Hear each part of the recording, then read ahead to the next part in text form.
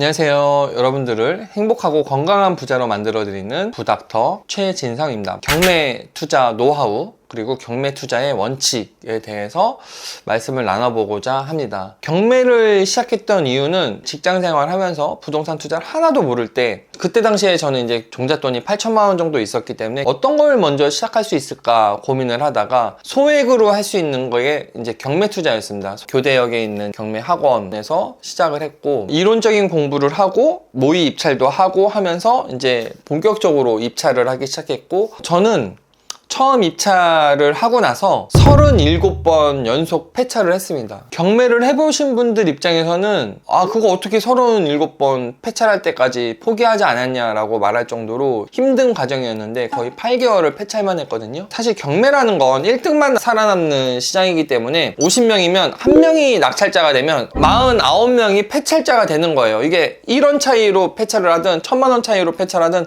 똑같이 폐차차입니다. 입찰을 높게 쓰면 내 수익이 줄어드는 거고, 입찰가를 낮게 쓰면 내가 낙찰 가능성이 낮아지는 거잖아요. 이 딜레마에서 내가 고가 낙찰을 방지하면서도 수익을 남길 수 있는 최적점을 찾는 게 이제 입찰가 산정의 노하우인데, 수익이 낮거나 없으면 그렇게 열심히 입찰할 이유가 없잖아요. 물건을 입찰하는데 어느 정도의 시간과 노력이 들어가느냐, 일단 경매 정보지 분석을 해야 되죠. 그래서 내가 이 물건에 관심이 생겨서 반포동에 있는 아파트다. 그럼 반포동에 있는 아파트 가서 물건에 대한 탐문 수사를 해야죠. 사전 입장이라고 하는데, 물론 지금 인터넷으로 다 알아보지만 현장에 가서 최근에 얼마에 거래됐냐, 전세 월세 시세는 어떻게 되느냐, 그리고 여기에 인터넷에 나와 있지 않은 호재나 악재는 무엇이 있느냐, 해당 물건지 초인종 눌러서 여기 사람이 살고 있는지 안 살고 있는지, 임차인이 살고 있는지 집주인이 살고 있는지, 이런 것도 성향 파악도 해야 되고요. 그게 연락이 안 되면 지난번에 말씀드린 것처럼 그 앞집 눌러서 물어보거나, 실제 조사하는데 많은 시간과 노력이 제가 들어갑니다. 그리고 입찰하는 당일날 아침 10시까지 해당 법원에 가야죠. 잠원동에 있는 아파트다. 중앙지방법원의 경매 입찰장에 가서 그 전날 입찰 보증금, 최저 입찰가가 10억이다 그러면은 1억 원 수표로 끊어가지고 봉투에다가 또 넣어야 되죠. 써야 되죠. 기다렸다가 낙찰 받을 때까지 바로 되지 않아요. 다른 사건들이 많기 때문에 그 낙찰될 때까지 기다려야 되죠. 보통 폐차라면 또 그 1억 원 수표 가지고 은행에 다시 입금을 해야 되죠. 이게 한 번 폐차할 때마다 소요되는 에너지가 어마어마합니다. 그거를 37번 반복할 때까지 저는 저의 입찰가 산정 원칙을 고수한 거예요. 시행착오를 겪으면서 첫 낙찰을 2013년 3월 달에 받았는데, 저는 서울 서부지방법원으로 갔고 제 여동생은 인천지방법원으로 갔는데 두 건이 다 동시에 낙찰됐어요. 제가 첫 낙찰 받은 달에 4건을 동시에 낙찰 받았습니다. 이게 37번의 폐찰의 경험들이 쌓였기 때문에 그 성과가 없던 게 아니라 저의 경매 노하우나 경험들은 계속 쌓여 있어서 그게 터진 거죠. 여러분, 한 달에 4건을 낙찰 받으면 표면적으로 좋지만 실질적으로 어떤 일들이 벌어지냐, 자, 이 4건을 다 동시에 명도를 해야 됩니다. 동시에 잔금 납부를 해야 돼요. 4건 동시에 잔금 납부하려면 경락잔금 대출을 4군데 다 알아봐야 되고 은행 4군데 가서 대출 자설을 해야 됩니다. 그리고 잔금 납부를 하고 나면 그때는 80% 다 대출이 나왔으니까 나머지 20%는 제 돈으로 입금을 해야 되죠. 자금도도 준비해야 되죠. 명도가 마무리될 때마다 수리를 시작해야 됩니다. 인테리어 공사를 4건을 한 거고요. 그 4건을 다 월세를 놓든 전세를 놓든 임차인 세팅을 해야 돼요.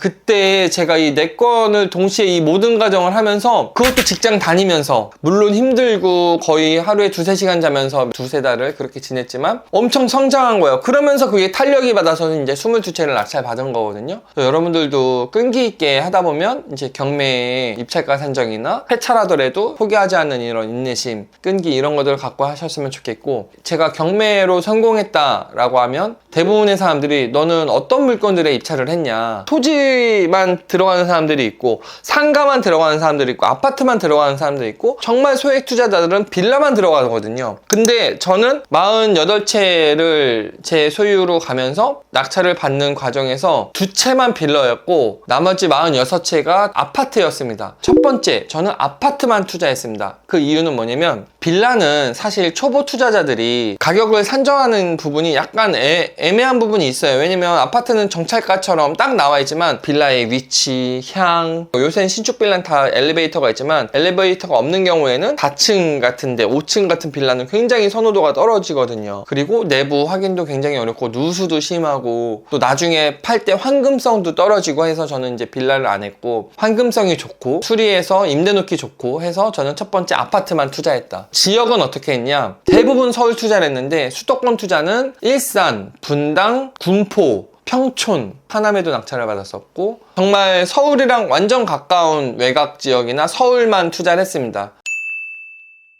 이게 중요한데 저는 역세권 아파트만 투자했어요. 왜냐면 역세권 아파트들이 오를 때는 많이 오르고 하방 경직성이 강해서 떨어질 때 좀 덜 떨어지고 이런 성향이 있고요. 저는 낙찰받아서 실거주를 한 게 아니라 대부분 전세를 놨거든요. 전세 세팅을 할 때 전세가 잘 들어옵니다. 전세 놓기가 좋아요. 초역세권 아파트들이. 그리고 나중에 팔 때도 금방 팔리고, 그리고 평형 때는 저는 무조건 국민평형 이하만 투자했습니다. 제가 가장 많이 낙찰받은 것들이 우리가 일반적으로 평형으로 말할 때 21평, 24평, 25평, 28평 이런 아파트들을 가장 많이 낙찰받았고, 그 다음에 많은 것들이 이제 84제곱미터, 34평, 32평 이런 아파트들을 낙찰받았는데 평형대로 왜 골로만 했냐? 일단 국민주택 규모 이하가 취득세율도 낮고, 그리고 수요도 가장 많고요. 전세가율을 높게 선정할 수 있습니다. 대형 평형 아파트보다 매매가와 전세가의 갭이 굉장히 낮아요. 그때 당시에 제가 2012년부터 16년 사이에 가장 많이 낙찰받았는데, 그 낙찰받던 시기에는 서울에 25개의 구가 있잖아요. 그 중에서 가장 매매가 대비 전세가가 높았던 아파트들이 노원구, 도봉구, 강북구, 강서구, 은평구, 구로구 이런 데들이 전세가율이 굉장히 높았어요. 전세가율 높으면 어떤 효과가 나타나느냐? 제가 실제 낙찰받았던 중계동, 상계동 이런 아파트들을 보면 그때 당시에 전세는 1억 8천, 매매가는 2억 5천 이런 거를, 매매가가 2억 5천이니까 보통 2억 3천 이렇게 낙찰을 받습니다. 특 올수리를 해서 완전 단지 내에서 최고 좋게 만들어요. 그러면 2억 원에 전세가 나갑니다. 2천만 원 높더라도 특 올수리면은 들어오거든요. 어차피 돌려받을 돈이기 때문에. 결국 명도하고 나서 내가 법원에 낸 돈은 2억 3천인데 임차인한테 받는 임차보증금이 2억 원이다 보니까 내가 최종적으로 들어가는 돈은 3천만 원이 됩니다. 그럼 그 2억 원을 돌려받고 저는 이 2억 원으로 다시 또 새로운 데 입찰을 해서 이걸 반복하는 거예요. 전세가율이 높으면 제가 경매에서 낙찰받은 돈 대비 명도하고 나서 전세보증금 받는 돈이 많다 보니까 그 갭 차이가 적어서 제 투자금들이 2천만 원, 3천만 원, 최소한 5천만 원 이내에서 모든 경매 세팅이 다 됐습니다. 그러다 보니까 제가 그렇게 20채 넘게 낙찰을 받고 이걸 반복한 거예요. 근데 이 과정에서 2년이 지나가잖아요? 2억 원에 세팅했던 전세금이 2억 2천, 2억 3천이 되어 있습니다. 그러면 새로운 임차인한테는 2억 3천을 받고 나가는 임차인한테는 2억 원을 돌려주니까 또 3천만 원의 투자금이 생기는 거예요. 이게 한 채면 3천만 원이지만 10채면은 3억 원이 생기는 거예요. 정리를 해드리면 저의 경매 투자 원칙, 물건 선정할 때 첫 번째, 서울 수도권만 투자했다. 왜냐면 지방보다 더 환금성도 좋고 오를 때 더 많이 오르기 때문에. 두 번째는 초역세권 아파트만 투자했다. 평형 때는 20, 30평대 국민평형 이하로만 투자했다. 세금적으로나 임대 놓기가 편해서. 네 번째는 제가 투자금을 최소화하기 위해서 전세가율 높은 아파트 단지만 추려서 투자를 했다. 사실 너는 부동산 상승기를 만나서 운 좋게 그렇게 자산이 많이 늘어나지 않냐? 맞습니다. 제가 투자했던 2011년, 12년, 13년 이때는 사실 횡보장이었어요. 제가 2017년도, 18년도에 대세 상승장이 올 거라고는 예상 못하고 투자한 거예요. 행동한 사람이 결국에는 기회를 얻는 겁니다.